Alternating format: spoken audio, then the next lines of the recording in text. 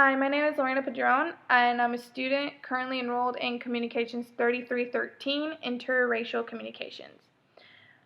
For this presentation, I will discuss three different aspects.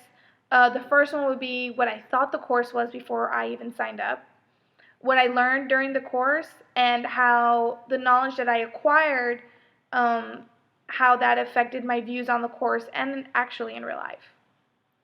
So the first thing is interracial communications. This class, when I first signed up for it, I actually thought it was about the different cultures and the different types of slang that they had within them, different races and ethnicities, how they tend to cope with other cultures, kind of like interracial marriage and friendships, if there's some type of language barrier, if there is. Um, there's always a race barrier because you always want to know about the other culture. But one of the things that I learned was actually two things. My favorite two chapters was chapter 4 and chapter 8. In chapter 4, we talked about different identity development models. The three that we talked about was macrocultural, microcultural, and biracial. All three pertain to someone.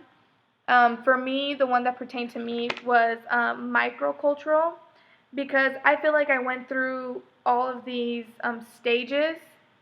I especially went through conformity because my parents come from Mexico, and I would always hang around non-Latino people, and they would always joke around and say how, oh, I'm a wetback, or I'm just full-blown Mexican, I don't speak English, which is really offensive in my case. So I ended up just accepting it and just moving on. They would call me all these things, and I would just brush it off. Usually I did resistance and separation, which is the third stage in microcultural identity development model. Basically what that is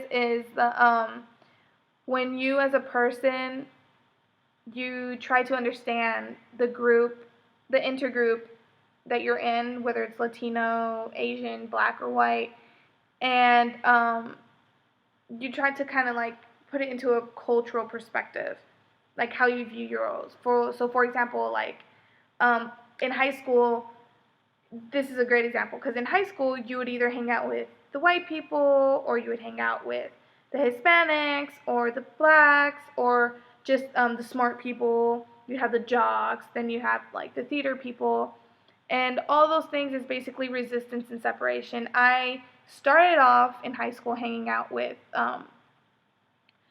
my theater people who were mostly African American, and then I ended up I ended up graduating with my, basically all of my friends turned, I guess, into Hispanic because I felt really out of place with my African American friends, whereas with my Hispanic Latino friends, I fit right in. I had no problem whatsoever. No one made fun of us, and even if we did, it was within us. So we kind of got that, settled.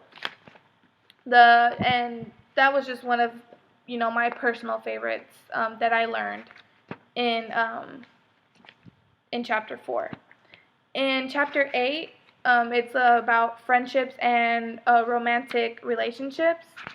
And in this one, I actually liked it because it talks about interracial marriage. And I'm big for interracial marriage because I have an uncle who's from Lebanon, my aunt's Mexican, and I have another uncle who is Black, and my aunt is Mexican. So interracial marriage is great, and the fact that I got to dig more into it, more in depth, more into the theoretical stance, I learned a lot. For example, how you have preferences for marriage candidates, which is one of the subtopics within that chapter. And that chapter, in that section, it talks about socioeconomic resources.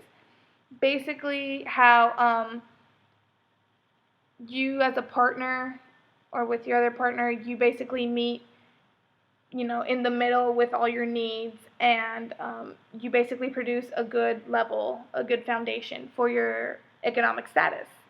Um, Being that you're culturally diverse, it goes into cultural resources, basically how you have similar backgrounds that you can share with similar backgrounds. For example, with my uncle who's from Lebanon, him and my aunt love to cook, whether it's Mediterranean food, Arabic food, or Mexican food. Food's always on the table. They love to cook. That's one thing that they found in common, regardless of their cultural barrier or cultural differences. And that's just a few things that I learned throughout this course.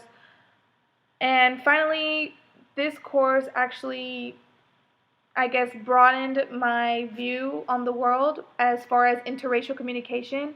And the one main thing that I learned is how race and ethnicity and culture is a huge, huge salient factor whenever communicating. I work in Upper Kirby, and I get a lot of it. And it's not offensive, but you can tell they don't really try to make it happen, but it happens. Um, so it basically just changed my way. It changed my views to see that race, your culture, your ethnicity will will have a change of perspective or change how they communicate with you, um, with different cultures, and then not including your own. And that wraps up my presentation. I spoke about how what I thought about the course was, and then I talked about the two chapters that I love, that interest me the most, and the actual subtopics within them, whether it was the microcultural identity development model, and in chapter 8 it was the interracial marriage, which is the preferences of marriage candidates.